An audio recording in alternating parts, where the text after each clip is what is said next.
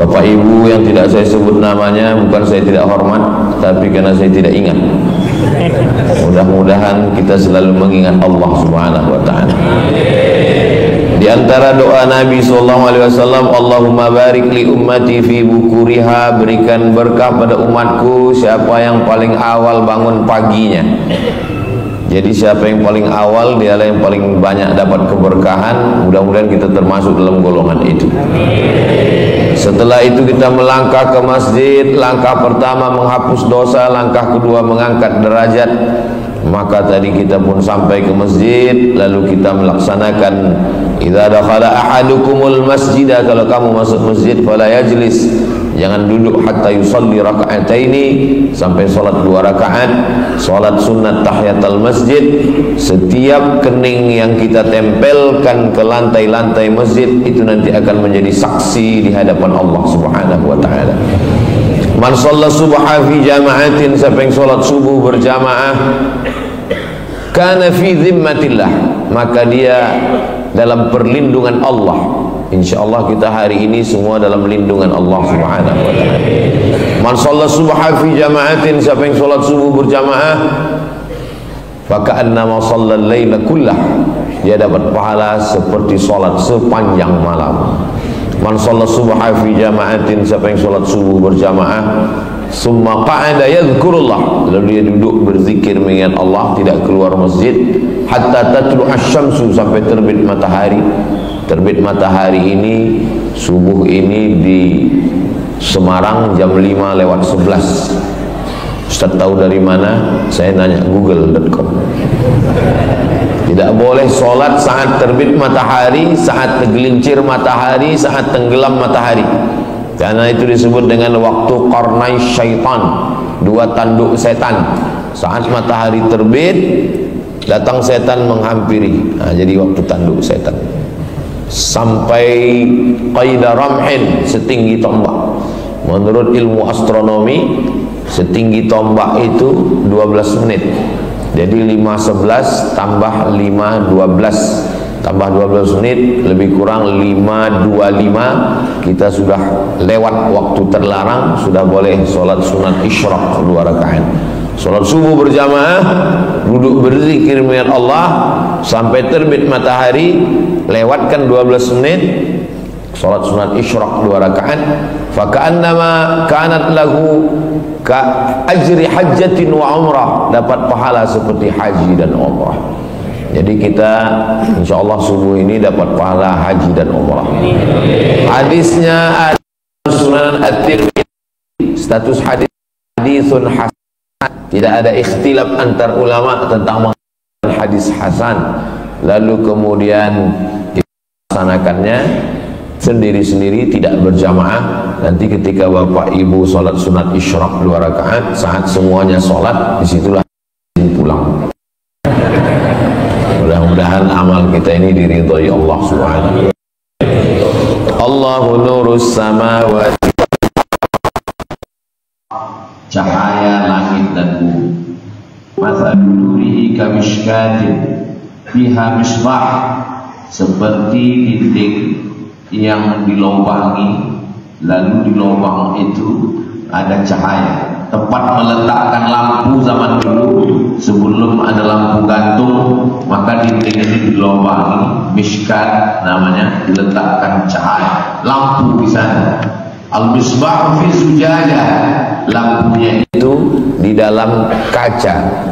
Az-zujajatu ka'annahu kaukabun durriyun, seperti bintang yang bercahaya. Yuqadu min syajaratin, cahayanya itu dari kayu, dan kayunya itu yudhi, cahaya la syarqiyah wala gharbiyah, cahayanya rata, tidak timur tidak ke barat, sampai memenuhi semuanya. Ini semua adalah perumpamaan, karena Tuhan bukan cahaya. Allah itu walam yakul lahu kufuwan ahad, laisa kamitslihi syai'un. Jangan nanti ketika malam berzikir, saya Ustaz Samad dalam zikir saya tadi malam jam 2, tiba-tiba saya lihat di kamar saya cahaya. Di mana cahayanya? di tubuh istri saya. Itu bukan Tuhan. Istrimu sedang memeriksa handphonemu. Kalau kita sedang berzikir, lalu tiba-tiba kita dalam pejam mata nampak cahaya terang, lalu kata dia itu Tuhan, maka ma khatara bibalik fallahu laisa kadzalik. Apa yang terlintas di pikiranmu, maka Allah tidak seperti itu. Itulah pentingnya kita mengkaji tauhid.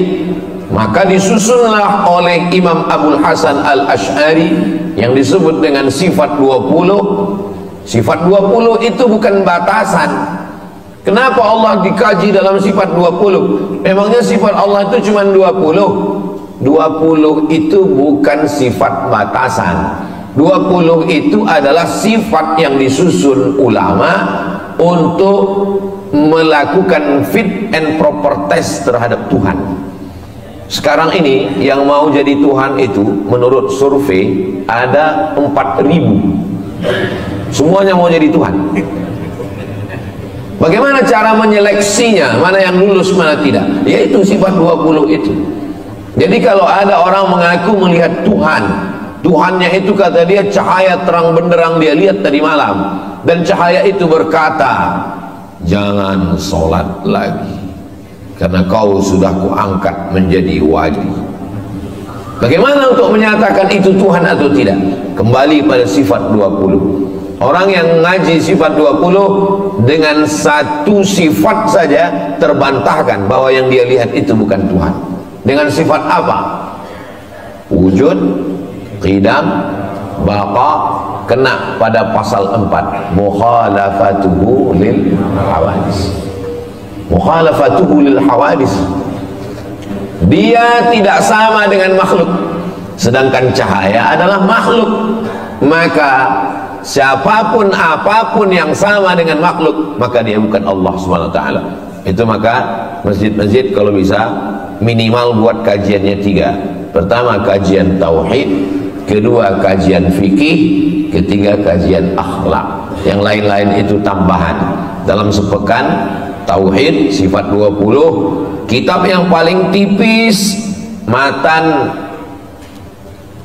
Aqidatul Awam, syarahnya Jala'ul Afham, syarah Aqidatul Awam yang ditulis oleh Syekh Sayyid Muhammad bin Alawi Al-Hasani Al-Maliki. Ketika beliau mengajar itu lalu disusun oleh murid beliau Kiai Ihya.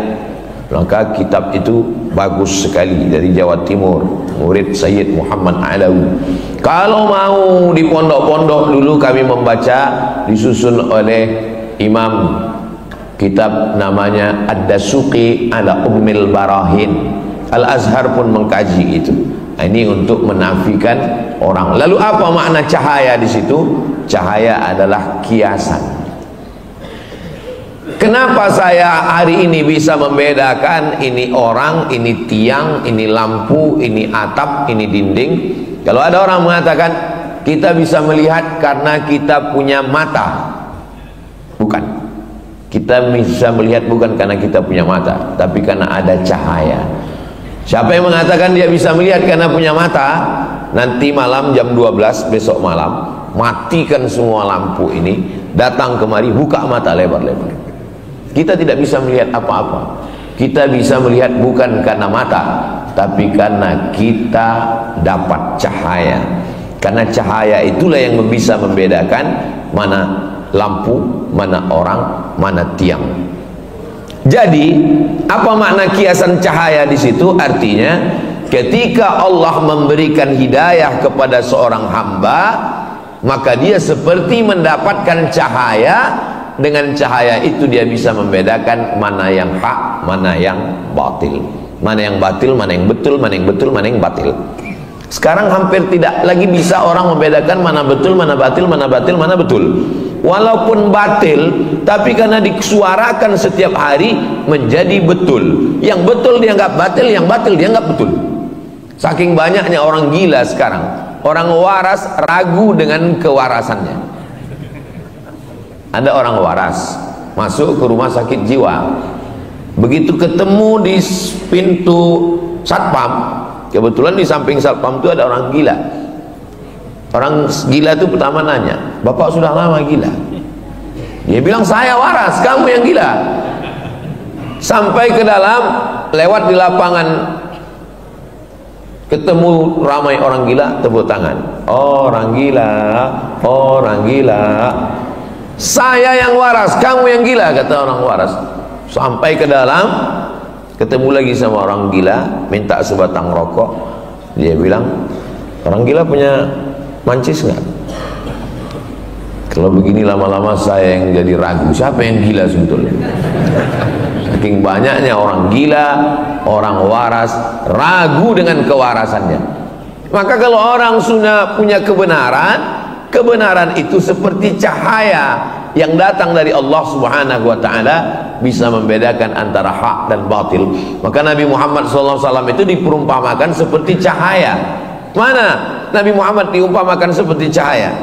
Tala'al badru alaina. Badar itu bulan yang bulat purnama. Kalau bulan yang masih kecil, bulan sabit, itu namanya hilal. Kalau bulan yang sudah bulat, namanya badar. Dua-duanya sudah jadi nama orang Indonesia, Pak Hilal dan Pak Badar. Itu perumpamaan. Kenapa? Karena bulan itu terang di tengah malam yang gelap. Ketika malam gelap, musyrik, kafir, jahiliyah, Abu Jahal, Abu Lahab, datanglah Badar. Makanya seorang munsyid yang melantunkan nasyid dari Mesir, Syekh Atif, melantunkan dengan Qamarun yang diviralkan bersama Habib Umar. Saat ada Habib Umar, beliau berdiri melantunkan Qamarun, Qamarun, Qamarun sidnan Nabi, Qamarun wa jamil, wa jamil, wa jamil sidnan Nabi, wa jamil. Qamarun, bulan. Bulan adalah cahaya. Kenapa bukan matahari? Kenapa Nabi Muhammad itu diumpamakan seperti bulan? Kenapa bukan matahari? Karena bulan menerima pantulan cahaya. Nabi Muhammad bukan sumber cahaya. Sumber cahaya adalah Allah Subhanahu wa ta'ala, dan bulan menerima pantulan cahaya, dialah yang menerangi kegelapan. Itu pun makna kiasan. Karena kalau kita katakan Nabi Muhammad itu bulan, berarti Allah itu matahari. Kita nyembah matahari. Apa beda kita dengan Jepang? Nanti kita di akhirat disatukan sama orang Jepang, sama-sama nyembah matahari. Wasyamsu wal qamaru, sedangkan bulan dan matahari, matahari dan bulan adalah sama-sama ciptaan Allah Subhanahu wa ta'ala. Fa bi ayyi ala'i rabbikuma tukadziban. Jadi kalau begitu Allah itu laisa kamitslihi syai'un. Dia bukan apa-apa, dia bukan apapun, tak bisa diserupakan dengan apapun. Lalu perumpamaan itu untuk mendekatkan kita mudah, litakribil fahmi, supaya mudah memahaminya. Jadi ketika seorang dikatakan bisa menjelaskan sesuatu yang tidak jelas, Ustaz sudah mengeluarkan kami minas zulumati ilan nur, dari kegelapan kepada yang terang benderang. Kalau cahayanya karena listrik, dia akan mati, apalagi token habis paket. Kalau cahayanya karena lampu, dia akan kering. Tapi kalau cahaya itu datang dari Allah, Allah itu sifatnya qadim, wujud, qidam, tidak berawal. Ada orang mengaku Tuhan, saya Tuhan kata dia, sedangkan dia dilahirkan, berarti dia tidak Tuhan, karena Tuhan itu qadim, tidak berawal. Lalu kemudian dia mati, Sai Baba mati, dia dipertuhankan, berarti dia tidak Tuhan. Kenapa? Baqa berakhir, baqa kekal, tidak berakhir. Wujud, qidam, baqa, mukhalafatuhu lil hawadis, qiyamuhu binafsihi. Nah, jadi mengkaji tauhid adalah untuk mengeliminasi semua yang bukan Tuhan, yang tidak layak, sampai pada puncaknya kita bertauhid la ilaha illallah. Lalu kemudian ketika Imam Al-Ghazali mampu mengalahkan keinginan dirinya, saya maunya subuh ini tidur sampai jam 8 karena hari libur, mau balas dendam Senin, Selasa, Rabu, Kamis, Jumat. Kapan lagi menikmati hidup?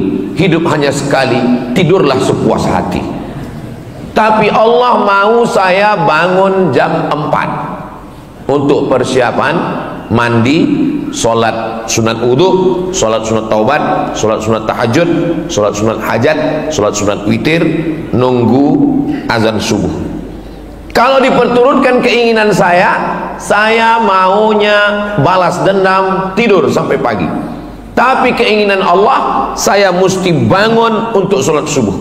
Saat itu ada dua keinginan, keinginan Allah dengan keinginan saya. Siapakah yang mesti dikalahkan? Ada orang selalu mengalahkan keinginannya, tapi ada orang, ya kita harus adil Pak Ustadz, sekali-sekali Allah juga mesti mengalah.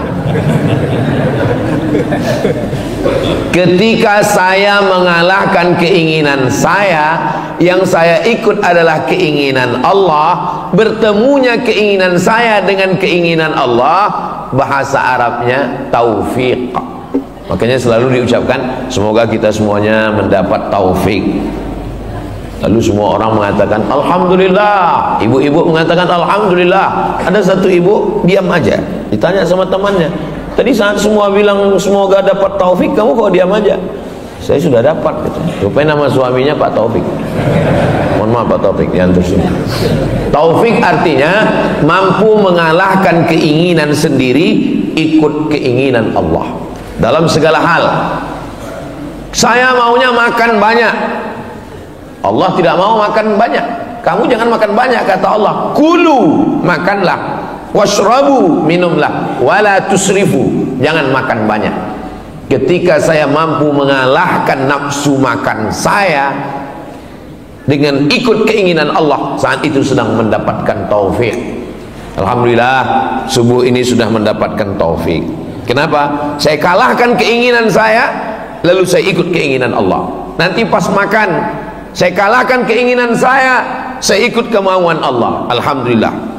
Pas menikah, maunya yang matanya biru, rambutnya rambut jagung, tinggi semampai. Tapi kata Allah bukan itu. Wala amatum musyrikatun khairan, budak hitam hamba sahaya lebih baik min musyrikatin, daripada yang cantik tapi dia musyrik, mempersekutukan Allah.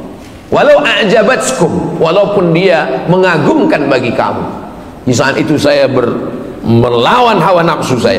Kalau saya perturutkan hawa nafsu saya uturutkan yang ini. Tapi kalau saya kalahkan, berarti dapat taufik. Sudah 3 kali dapat taufik. Saat bangun tidur dapat taufik, saat makan dapat taufik, saat ingin menikah dapat taufik. Kemudian saat memilih pemimpin, begitu juga.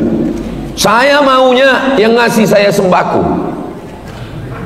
yang ngasih serangan pajar.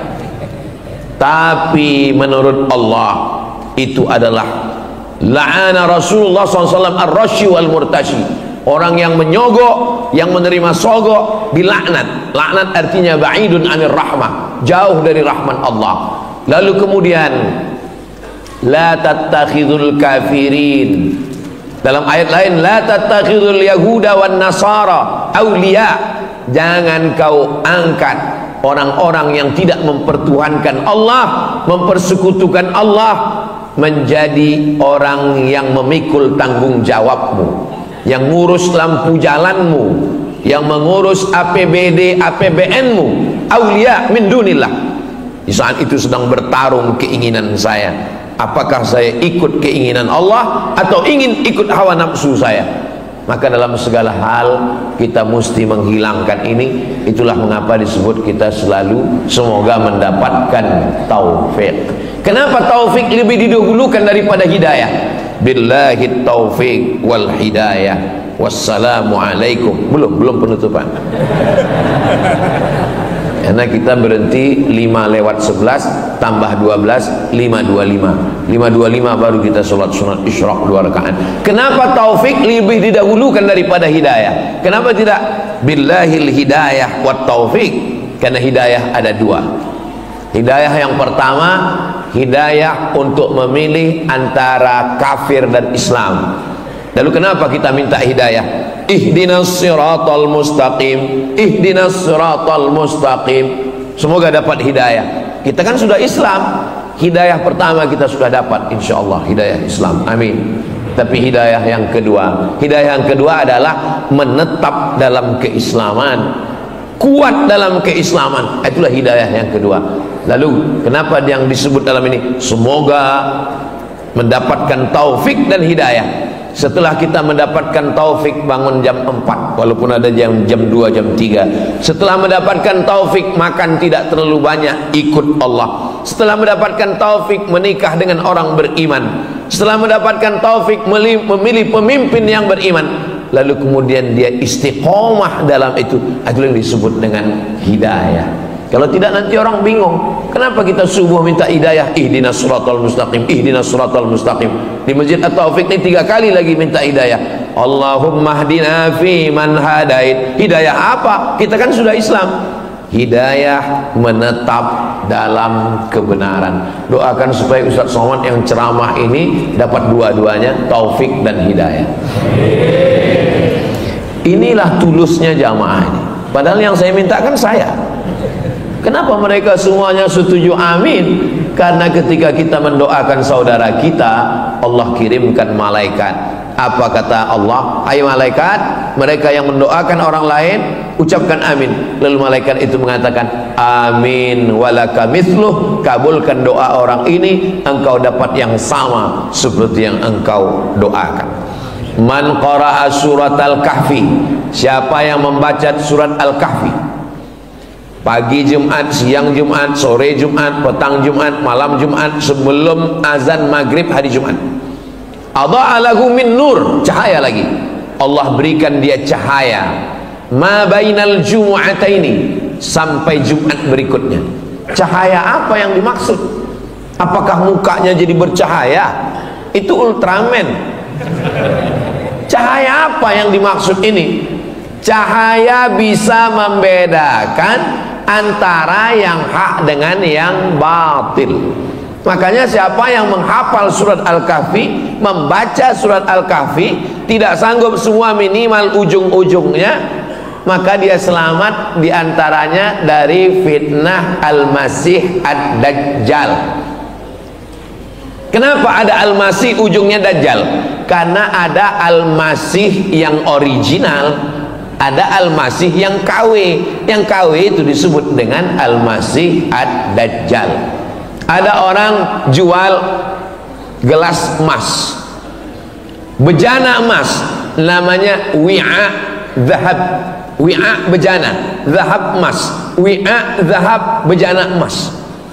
Yang satu lagi jual mirip seperti emas, tapi dia kasih tahu, mohon maaf ya Pak Ustadz, ini bukan emas, ini cuman sepuh, disepuh dengan warna emas. Maka orang Arab menyebutnya wi'a mudajjal. Jadi jangan katakan nanti ini ada gelang, ini gelang emas, yang ini gelang dajjal. Bukan, mudajjal di situ artinya tidak asli, tidak original. Jadi jangan nanti ada Ustadz, kan ada Ustadz Somad, ada orang yang bilang ini Ustadz Somad dajjal, mirip Ustadz Somad. Dia mirip seperti Nabi Isa. 3 sifat dia mirip seperti Nabi Isa. Saat dia suruh langit, apa kata dia? Ya sama imtiri, wahai langit turunkan hujan. Betul-betul turun hujan. Dia katakan ke tanah, ya ard umbuti, wahai bumi tumbuh tanaman. Lalu kemudian ada orang mati, dia katakan ya mayyit qum, wahai mayat berdiri, langsung tegak. Lalu semua orang mengatakan dialah Al-Masih, padahal dia Al-Masih Dajjal. Dia bukan Al-Masih yang asli. Makanya sebelum salam tadi kita minta Allahumma inni a'udzubika min adzabi jahannam wa min adzabil qabri, wa min fitnatil mahya wal mamat, wa min syarri fitnatil masihid dajjal. Sekarang Al-Masih Ad-Dajjal itu belum datang. Yang datang-datang itu sekarang baru Al-Masih Ad-Dajjal KW99. Itu aja banyak yang tertipu orang. Bagaimana kalau yang Al-Masih Ad-Dajjalnya itu betul-betul datang? Nauzubillah. Mudah-mudahan kita terpelihara, terjaga. Kalau bisa sebelum dia datang kita udah mati duluan. Ini banyak orang yang nantang-nantang, mana Dajjal itu, mana? Malah ada yang ngejek-ngejek. Ustaz katanya manusia bisa ke bulan, bisa ke planet. Terus nanti kalau semua pindah ke Mars, Dajjal di sini kecewa dong. Ada tuh saya tonton di video. Jadi sekarang orang jadikan agama ini sebagai lucu-lucuan. Sampai masanya nanti dia datang yang benar-benar serius baru dia tahu. Saudaraku yang dimuliakan Allah Subhanahu wa taala, maka cahaya ketika kita bisa mengalahkan hawa nafsu. Di zaman Umar bin Khattab ada seorang laki-laki yang bisa tahu apa yang niat tamunya datang. Tamunya datang, dia kasih tahu, kamu pasti mau melakukan ini. Lalu kemudian datang Umar bin Khattab. Kata dia, Umar bin Khattab, kamu datang pasti mau membunuh saya. Kata Umar bin Khattab, kamu tahu dari mana? Kamu masuk Islam, kata Umar bin Khattab. Kata dia, tunggu 3 hari. Karena memang dalam Islam tunggu 3 hari. Lalu kemudian setelah 3 hari dia datang kepada Umar, dia katakan, asyhadu an la ilaha illallah wa asyhadu anna muhammadar rasulullah. Riwayat ini diceritakan oleh Syekh Ali Jum'ah. Ketika ditanya kepada dia, kenapa kamu bersyahadat setelah 3 hari? Karena saya selalu melawan hawa nafsu saya. Kalau nafsu saya mengatakan makan, saya enggak makan. Kalau nafsu saya mengatakan pergi, saya tidak pergi. Kalau nafsu saya mengatakan perang, saya tidak perang. Apapun yang dikatakan hawa nafsu saya lawan. Akhirnya saya bisa melihat sesuatu yang tidak dilihat manusia. Ini jawaban kenapa pendeta-pendeta yang tidak makan, tidak minum, tidak menikah, firasatnya tajam. Kenapa? Karena siapapun yang melawan hawa nafsunya, firasatnya akan tajam, bisa melihat sesuatu yang tidak dilihat manusia biasa. Itu terjadi pada Umar bin Khattab. Lalu kemudian ditanya ke dia, kenapa kamu masuk Islam? Karena hawa nafsu saya mengatakan jangan masuk Islam. Lalu saya lawan, asyhadu an la ilaha illallah wa asyhadu anna muhammadan rasulullah. Jadi kalau ada di antara kita ini bercita-cita, cita-citanya nggak terlalu tinggi, cuman ingin tahu tamunya mau apa, udah aja, nggak usah makan, nggak usah minum, tapi kue yang udah dapat boleh dimakan. Jangan gara-gara ini Ustadz ini kayaknya nyindir, jangan. Tapi kalau mau tahu tamunya mau apa, jangan dulu, tahan dulu. Apapun yang bisikan hawa nafsu jangan. Seandainya Ustadz Abdul Somad dikasih Allah kemampuan untuk tahu hati orang, tahu niat tamu mau apa, Ustadz mau atau enggak? Saya enggak mau. Kenapa? Karena dengan tahunya saya niat tamu itu, saya lah jadi enggak tulus. Saya jadi tahu tamu ini mau minta endorse, mau pilkada misalnya. Lebih baik saya enggak tahu niat tamu itu apa, sehingga saya bisa kasih dia minum, saya bisa ngobrol dengan nyantai, lebih baik. Makanya sebagian wali-wali Allah yang melawan hawa nafsunya, lalu disingkapkan Allah rahasia, disingkapkan itu namanya kasyaf. Kasyaf artinya tirai yang tersingkap. Begitu tersingkap dia jadi tahu, langsung dia lawan hawa nafsunya yang katanya jangan makan, dia langsung makan. Supaya apa? Supaya tertutup kembali. Lebih baik tertutup daripada nampak. Ini banyak orang sekarang sengaja nggak makan, nggak minum, nggak tidur, nggak nikah. Supaya apa? Supaya tahu apa yang terjadi. Itu bukan puncak ilmu dalam Islam. Puncak ilmu adalah mendapatkan cahaya sehingga bisa membedakan mana yang hak, mana batil, mana betul, mana batil, mana benar, mana salah. Mudah-mudahan kita mendapatkan kebenaran itu insyaallah. Imam Abu Hamid Al-Ghazali yang menulis kitab Ihya Ulumuddin 4 jilid, dia jabatan tertingginya rektor, diangkat oleh Sultan Nizamul Mulk di Universitas An-Nizamiyah. Ngomongnya berkarisma. Kalau dia jalan 70.000 orang menyertainya. Dia sampai kepada puncak keilmuan. Yang paling hebat zaman itu adalah filsafat. Dia bantah filsafat. Judul bukunya Tahafud al-Falasifah. Setelah itu baru datang Imam Ibn Rushd membantah tahafud at-tahafud. Waktu itu Imam Al-Ghazali sudah meninggal dunia. Imam Al-Ghazali digelar dengan Hujjatul Islam, berbantah dengan siapapun dia menang. Sampai akhirnya suatu hari dia melihat ada tongkat yang bengkok di tepi sungai. Ada tongkat kayu, dia lihat bengkok. Ternyata setelah ditarik lurus. Kalau kita ambil kayu, tongkat, kita tusukkan ke tepi sungai, lalu kita lihat, itu kan bengkok. Tapi pas kita tarik, lurus. Dia sudah mulai tidak percaya dengan mata. Berarti mata tertipu. Mata yang melihat ini menipu. Apalagi zaman sekarang, dilihat dari jauh putih, rupanya skincare. Mohon maaf ibu, saya kira nggak ada ibu-ibu. Jadi mata ternyata menipu. Telinga juga begitu. Kita dengar lagu, enak sekali. Begitu dihilangkan sound musiknya, dihilangkan, hancur babak belur. Telinga menipu, tertipu. Mata tertipu. Kalau begitu saya tinggalkan semua yang menipu ini. Imam Abu Hamid Al-Ghazali meninggalkan jabatan rektor, meninggalkan popularitas, 70.000 follower dia tinggalkan. Akhirnya dia berkhalwat. Khalwat artinya bersunyi-sunyi dengan Allah Subhanahu wa taala di menara Masjid Jami' Umawi, sampai sudut itu disebut dengan Zawiyah Al-Ghazali, pojok Imam Al-Ghazali. Lalu berapa lama dia di sana? 11 tahun. Setelah itu dia sampai kepada level yang tertinggi disebut dengan ma'rifah. Ma'rifah artinya puncak ilmu pengetahuan. Lalu orang bertanya kepada dia, "Kamu sudah sampai kepada ma'rifah Al-Ghazali?" "Ya." "Apa al-ma'rifah itu?" Imam Al-Ghazali mengatakan, "Nurun yaqdhifullahu fi qalbi 'abdi." Cahaya yang ditembakkan ke hati seorang hamba. Hanya sampai itu saja. Cahaya yang ditembakkan ke dalam hati seorang hamba. Dengan cahaya itu bisa membedakan mana yang hak, mana yang batil. Sekarang yang disebut dengan kebenaran itu apa? Kebenaran itu kalau dilakukan oleh tokoh terkenal, walaupun salah berarti benar. Kebenaran itu apa?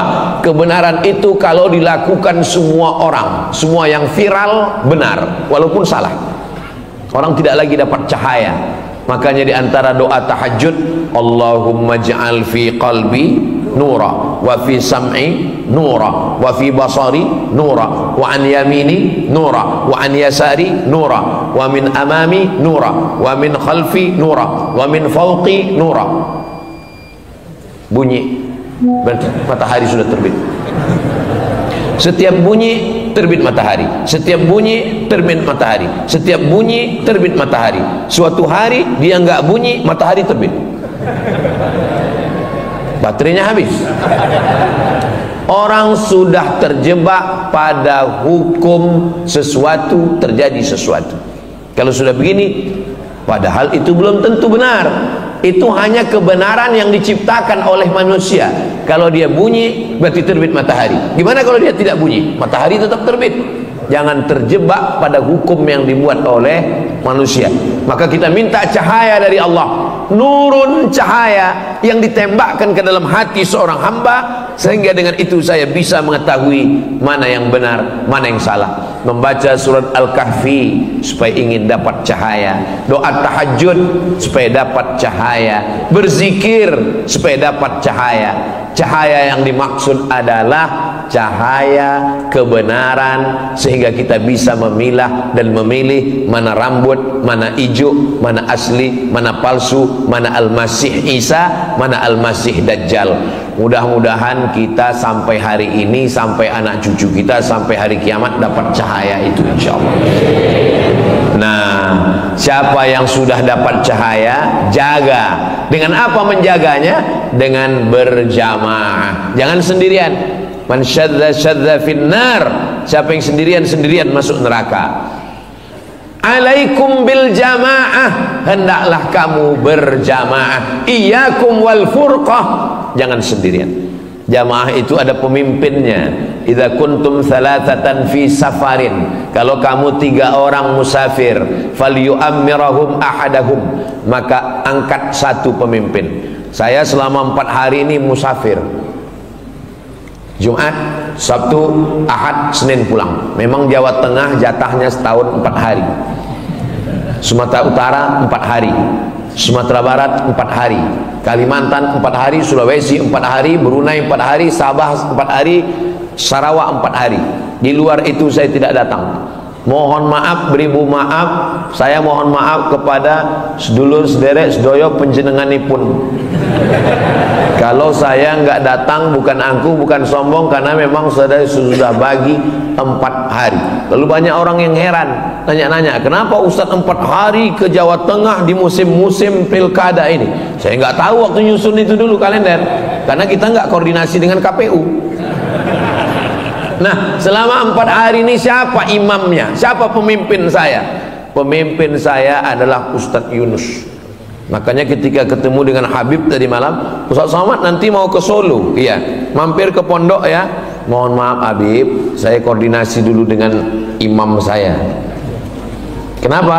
Karena saya dalam perjalanan ini saya nggak tahu di mana Solo, di mana Karanganyar, di mana Semarang, di mana Kudus. Maka saya berikan kepada yang tahu. Fas'alu ahla dzikri in kuntum la ta'lamun.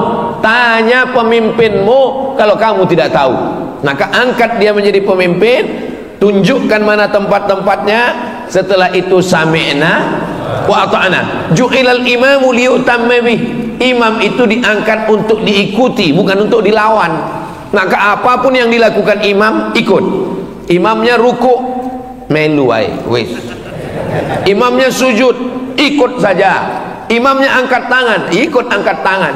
Allahumma hdina fi man hadait, amin. Wa afina fi man afait, amin. Wa tawallana fi man tawallait, amin. Wa barik lana fi ma a'tait, amin. Wa qina bi rahmatika syarra ma qadait, amin. Karena yang paling enak itu ikut imam. Ngapain kita ngelawan imam? Imam ruku, kita ruku. Imam sujud, kita sujud. Imam baca kunut, kita baca kunut. Imam kentut, yang batal imamnya, kita enggak. Apa standarnya? Standar kita ikut imam selama imam itu ikut Allah dan ikut Rasulullah sallallahu alaihi wasallam. Imam yang kentut wajib diganti dengan imam yang baru. Mohon maaf imam, jangan tersinggung. Yang saya maksud imam ini, bukan imam yang lain. Saudaraku yang dimuliakan Allah subhanahu wa ta'ala, maka datang seorang laki-laki bertanya, saya ini mazhabnya Syafi'i, ya, mazhab Imam Syafi'i, mazhab salaf, karena Imam Syafi'i meninggal 204 dan dia satu dari imam mazhab yang keempat. Nomor 2 imam pertama Hanafi, nomor 2 Maliki, nomor 3 Syafi'i. Enggak masalah Imam Syafi'i, iya. Tapi saya beberapa pendapat ikut Imam Hambali. Imam Hambali juga enggak masalah. Imam Hambali imam yang keempat, muridnya Imam Syafi'i. Tapi Imam Hambali dengan Imam Syafi'i beberapa perbedaan. Di antara perbedaan mereka tentang kunut subuh. Imam Syafi'i berkunut subuh, Imam Hambali tidak kunut subuh. Dulu kelahi antara pengikut Imam Syafi'i dengan Imam Hambali. Sekarang alhamdulillah sudah nggak kelahi lagi karena sama-sama nggak sholat subuh. Datang satu pengikut Imam Hambali, saya ini ikut Imam Hambali. Iya, saya nggak kunut subuh. Iya, karena Imam Hambali tidak kunut subuh. Bagaimana kalau saya pulang kampung, ternyata di masjid itu yang jadi imamnya adalah mazhab Syafi'i. Kata Imam Hambali, kalau dia baca doa kunut, angkat tanganmu dan ucapkan amin. Paling enak ngikut imam. Sekarang banyak makmum nggak ikut imam. Imam mengangkat tangan, Allahumma hdina fi man hadait. Halo. Imam Hambali sendiri mengikut Imam Syafi'i. Apakah hanya karena berbeda mazhab lalu kelahi? Coba baca dalam manaqib Imam Hambali, Imam Ahmad bin Hanbal, meninggal tahun 241, makamnya di Baghdad. Apa kata Imam Ahmad bin Hanbal? Da'autu lisyafi'i fi salati 40 sanah. Saya mendoakan Imam Syafi'i dalam solat saya 40 tahun. Dalam solat, bukan di luar solat, bukan setelah solat. Dalam solat saya doakan Imam Syafi'i. Bunyi doanya, Rabbil firli wali walidayya wali Muhammad bin Idris Asy-Syafi'i. Padahal mereka berbeda. Saya tidak minta Bapak Ibu doakan saya 40 tahun, tidak 4 tahun, tidak 4 bulan, tidak 4 hari, tidak 4 kali, sekali pun jadilah. Rabbighfirli wali walidayya wali Abdus Somad. Ampunkan aku, ampunkan kedua orang tuaku, ampunkan Ustadz Abdul Somad. Sekali bisa, alhamdulillah. Sekali nggak bisa. Ini Semarang ini dekat laut kan? Saudara yang dimuliakan Allah Subhanahu wa taala, maka berbeda mazhab, selama ada dalilnya ikutilah. Ulama besar Saudi Arabia namanya Syekh Ibnu Utsaimin. Lalu ditanya sama jamaahnya, Syekh Ibnu Utsaimin, ya, apa hukumnya membacakan Yasin pada orang yang sakratul maut? Yasin wal Qur'anil Hakim innaka laminal mursalin ala siratim mustaqim.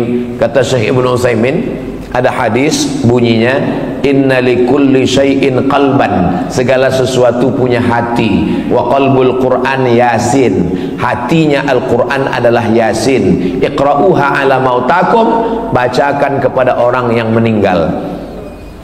Ulama yang mengatakan hadis ini sahih, maka dia bacakan, maka perbuatannya itu sunnah, karena menurut dia ini hadisnya sahih.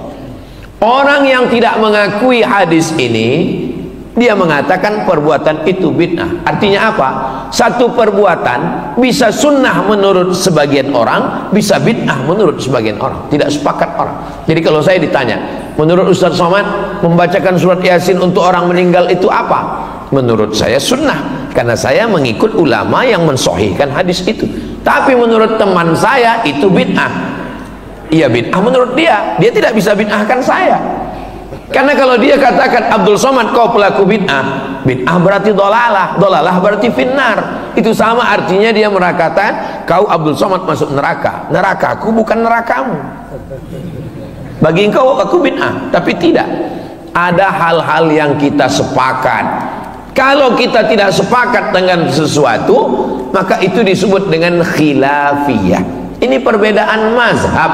Tapi sholat subuhnya wajib. Masalah kunutnya khilafiyah, masalah usollinya khilafiyah, masalah zikir setelah sholat menurut mazhab Hambali jahar, subhanallah subhanallah subhanallah. Menurut mazhab Syafi'i jahar untuk ngajar makmum. Kalau makmumnya sudah paham, sir. Ustaz Somad kalau jadi imam zikirnya jahar apa sir? Saya jahar. Kenapa jahar? Karena makmum saya 3. Yang pertama mu'allaf yang baru masuk Islam, dia nggak tahu bacaannya. Yang kedua anak kecil yang datang, anak kecil. Setelah pulang nanti dia ditanya sama ibunya, tadi zikirnya apa nak? Nah dia nggak dengar. Kalau dia dengar pasti dia jawab subhanallah subhanallah subhanallah. Anak, masya Allah. Yang ketiga, dia bukan anak kecil, dia juga bukan mu'alaf, tapi subuh inilah subuh pertama kali dia sholat, dan dia nggak tahu bacaannya. Maka saya jaharkan itu untuk mengajar makmum. Makmum kan udah tahu Pak Ustadz, sebelum angkat takbiratul ihram apa kata imam? Sawus sufuf, luruskan saf. Apakah ada orang Islam yang nggak tahu? Semua orang Islam sudah tahu. Saya belum pernah sholat lalu imamnya ngomong, mohon maaf jamaah, saya nggak perlu meluruskan saf, kan udah tahu semua kan? Kenapa diulang-ulang terus? Sawus sufuf, karena itu sunnah. Fa inna taswiyatas sufuf min tamamis shalah. Selesai itu tadi imam berdoa, saya ikut aminkan. Kalau banyak orang tidak mau lagi mengaminkan doa imam. Pas ditanya, kamu kok nggak ngaminkan? Alah, doa yang lamanya belum makbul Pak Ustaz. Kamu kenapa nggak ikut baca doa sama imam? Kami beda visi misi Pak Ustaz. Imamnya minta hujan, saya jual es krim. Yang kita mintakan itu bukan hujannya, rahmatnya. Rahmat yang diturunkan Allah Subhanahu wa taala. Kenapa Ustaz ikut amin dengan imam tadi? Sebab kata Nabi, ad-da'i wal mu'amminu fil ajri sawa. Yang berdoa dengan yang mengaminkan pahalanya podo, sami mawon. Maka imam membaca doa, saya ikut aminkan. Apa susahnya bilang amin? Amin. Oh, saya lupa. Tadi yang baca doa saya. Diminta imam. Tak mungkin saya tolak. Tak mungkin ketika saya disuruh baca imam tadi berani nyuruh-nyuruh saya. Enggak, saya taat sama imam. Imam bilang baca, siap imam. Saya baca doa. Lalu kemudian setelah itu kenapa kali kita zikir Asmaul Husna? Itu pun sunnah. Walillahil asmaul husna. Allah punya nama yang baik-baik. Fad'uhu biha. Ya Rahman, Ya Rahim, Ya Malik, Ya Quddus, Ya Salam, Ya Mu'min, Ya Muhaimin, Ya Aziz, Ya Jabbar, Ya Mutakabbir, Ya Khariq, Ya Bari, Ya Musawwir, Ya Ghaffar. Itulah enaknya kalau Asmaul Husna rame-rame. Yang enggak hafal enggak ketahuan. Anaknya nanya, "Papa hafal?" Hafal kalau rame, kalau sendiri enggak. Kenapa zikir itu mesti rame-rame, mesti bersuara keras? Karena malaikat dikirim Allah. Inna lillahi malaikatan. Ada malaikat-malaikat yatufuna 'alal ard. Malaikat itu berkeliling di atas muka bumi mencari majelis zikir. Begitu mereka menemukan majelis zikir, malaikat itu memanggil teman-temannya, "Halummu, halummu. Mari kemari. Ila hajatikum." Inilah yang kalian cari, dan mereka ikut berzikir dengan orang yang berzikir. Itulah makna hadis, idza dzakarani fi nafsi, aku menyebutnya dalam diriku sendirian. Wa idza dzakarani fi mala'in, kalau dia berzikir beramai-ramai, dzakartuhu fi mala'in khairum min mala'ihim, aku sebut mereka di tempat yang lebih ramai dan lebih mulia. Maksudnya lebih ramai bersama malaikat, lebih mulia bersama malaikat yang tidak berdosa. Itu diantara dalil-dalil zikir berjamaah yang disusun oleh Al-Imam Al-Hafiz Jalaluddin Abdurrahman As-Suyuti. Sebagiannya disebutkan dalam kitab Al-Hawilil Fatawi tentang dalil zikir-zikir beramai-ramai. Di antaranya dalam kitab Musnad Ahmad bin Hanbal, setelah berzikir beramai orang berdiri. Ketika berdiri bubar, apa kata malaikat? Qumu maghfuran lakum, berdirilah kamu, dosa-dosamu sudah diampunkan Allah Subhanahu wa ta'ala. Maka nanti ketika kita berdiri, semua dosa-dosa kita sudah lepas semuanya. Tapi ingat, makanya kalau dengar ceramah itu jangan sambil ngantuk, dengar baik-baik. Yang lepas itu dosa, bukan hutang. Jangan pulang dari sini ditagih kapan? Kata Ustaz Somad tadi saya sudah lepas hutang. Ceramah saya semuanya bisa didengar ulang. Jadi kalau ada yang bohong ketahuan, karena saya nggak pernah buat kajian eksklusif tertutup. Semuanya bisa ditonton ulang di channel Ustaz Abdul Somad Official. Subscribe, like, share, and comment. Akhirnya kita sampai pukul 5.25, sudah masuk waktu sholat sunat isyraq. Nama waktunya syuruq, nama sholatnya isyraq pakai qaf. Kalau pakai kaf isyraq syirik. Kalau isyraq terbit matahari, kanat lahu ka ajri hajjatin wa umrah, maka dia dapatkan pahala seperti haji dan umrah. Maka untuk menjaga cahaya ini supaya tetap, jangan sampai cahaya ini 100 watt jadi 5 watt, kadang-kadang hidup, kadang-kadang mati. Maka menghidupkannya itu adalah dengan ibadah. Salat subuh berjamaah menyala, salat isyraq menyala, salat duha menyala, zuhur, asar, maghrib, isya, tahajud, zikir, infak, wakaf, sedekah menyala abangku. Tapi kalau sudah, ya suami saya alhamdulillah sejak dengar tausiah Ustaz ada juga dia sholat. Alhamdulillah Ustaz. Sholat apa? Idul Adha. Itu pun karena ke masjid mau ngambil kupon kurban. Itu susah mau diselamatkan cahayanya. Mudah-mudahan doakan supaya saya, Habib Hasan, Ustadz Alfian Tanjung diberikan istiqomah, kita semua dalam kebaikan. Ala hadhihi niyyah, untuk niat yang baik ini. Al-Fatihah. A'udzubillahi minasyaitonir rajim. Bismillahirrahmanirrahim. Alhamdulillahi rabbil alamin. Arrahmanir rahim. Maliki yaumiddin. Iyyaka na'budu wa iyyaka nasta'in. Ihdinas siratal mustaqim. Siratal ladzina an'amta 'alaihim ghairil maghdubi 'alaihim waladdallin. Amin. Allahumma shalli ala sayidina Muhammad wa ala ali sayidina Muhammad. Allah Allahumma ij'al fi qulubina nura, jadikan cahaya di dalam hati kami ya Allah. Wa fi asma'ina nura, jadikan cahaya dalam pendengaran kami ya Allah. Wa fi absarina nura, jadikan cahaya dalam pandangan kami ya Allah. Wa an aymanina nura, bagian kanan kami cahaya. Wa an aisarina nura, bagian sebelah kiri kami cahaya. Wa an amamina nura, bagian depan kami cahaya. Wa min khalfiha nura, dari bagian belakang kami cahaya. Wa min fawqina nura, jadikan bagian atas kami cahaya. Wa min tahtina nura, bagian bawah cahaya. Waj'al lana nura, jadikan untuk kami cahaya sehingga dengan cahaya itu kami bisa membedakan antara yang hak dan batil ya Allah.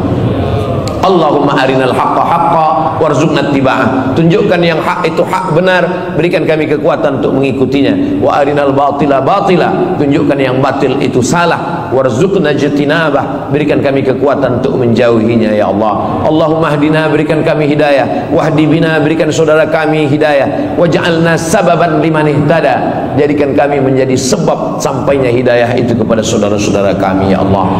Allahumma ja'al hadzal balada baladan amina, jadikanlah negeri kami ini negeri yang aman dan damai.